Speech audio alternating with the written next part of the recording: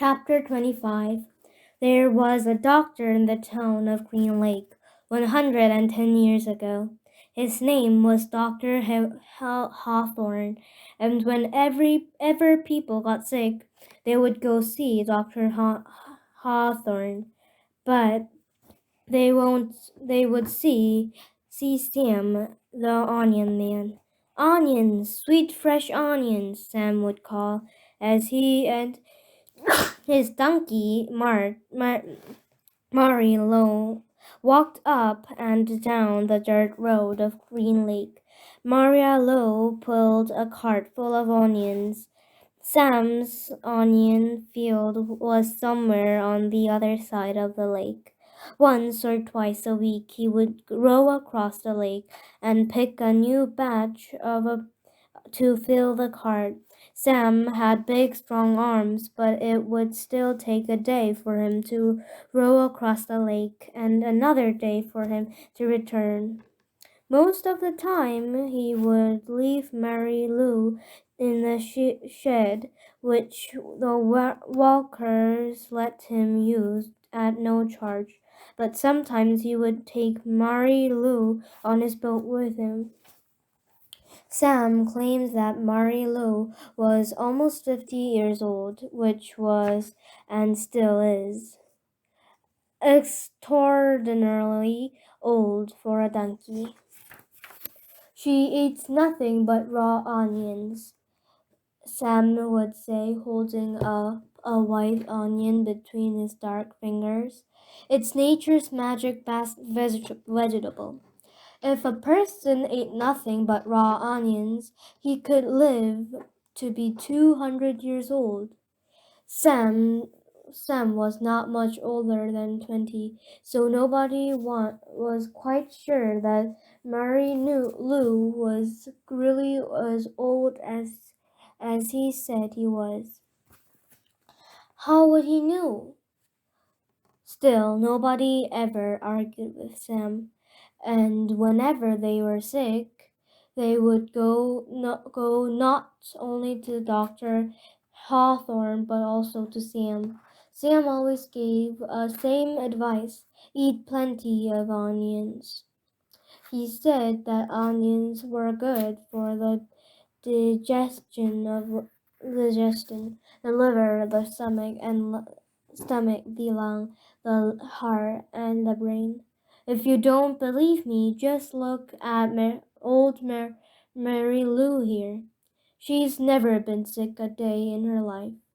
He also had many different ointments, lotions, shrimps, and pastes, all made out of onion juice and different parts of the onion plant. This one cured asthma. That one was for warts and pimples. Another was a remedy for arthritis. He had a special ointment which he claimed would cure baldness. Just rubbing your hand, husband head every night when he's sleeping, Mr. Collingwood. So and soon his hair will be thick as and long as Mary Lou's tail. Dr. Haythorne did not resent them. The folks of Green Lake were afraid to take chances. They would get regular medicine from Dr. Haythorne and onion concoction from Sam. After they got over their illness, no one could be sure, not even Dr. Haythorne, which of the two treatments have done the trick. Dr. Hawthorne was almost completely bald, and in the morning his head often smelled like onions.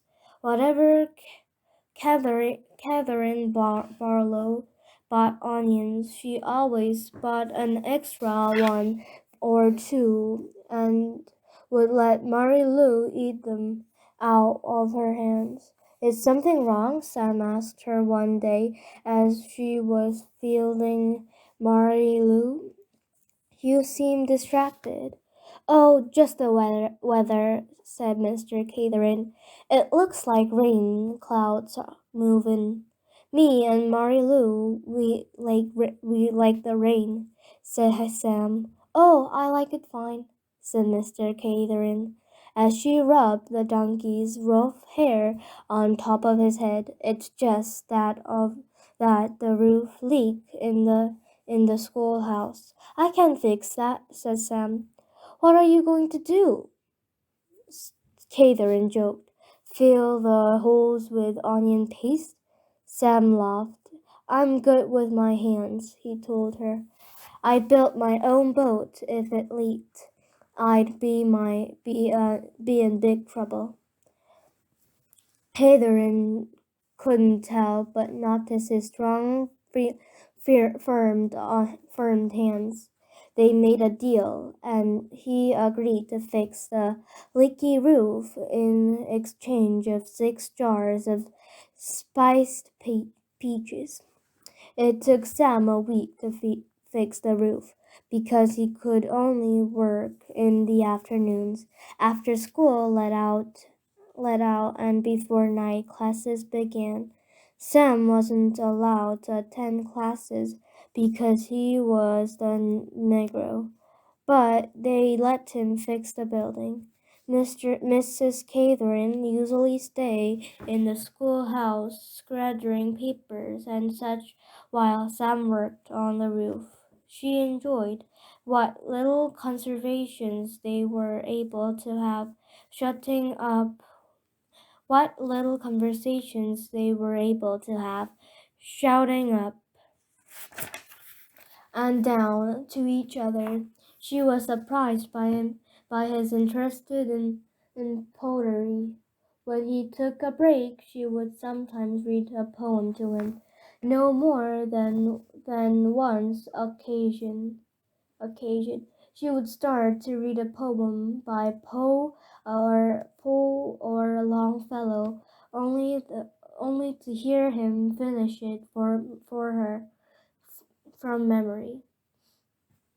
She was sad that when the roof was finished.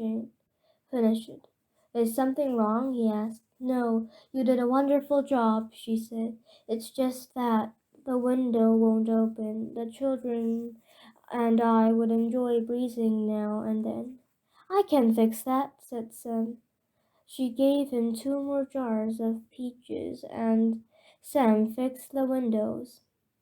It was easier to talk to him when he was working on the windows.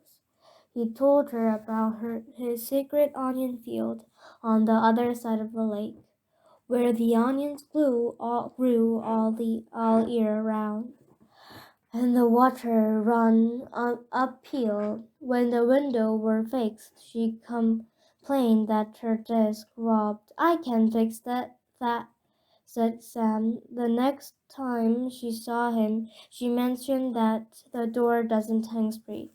She got to spend another afternoon with him while he fixed the door. By the end of the first semester, Anya and Sam had turned the old run-down schoolhouse into a well-crafted, freshly painted jewel of a building that the whole town was proud of. People passing by would stop and admire it. That's our schoolhouse. It shows how much we value education here in Green Lake. The only person who wasn't happy with it was Mrs. Catherine. She ran out of things needing to be fixed. She sat on her desk one afternoon listening to the Peter patter on the rain of the roof. No water leaked into the classroom except a few drops that came from her eyes.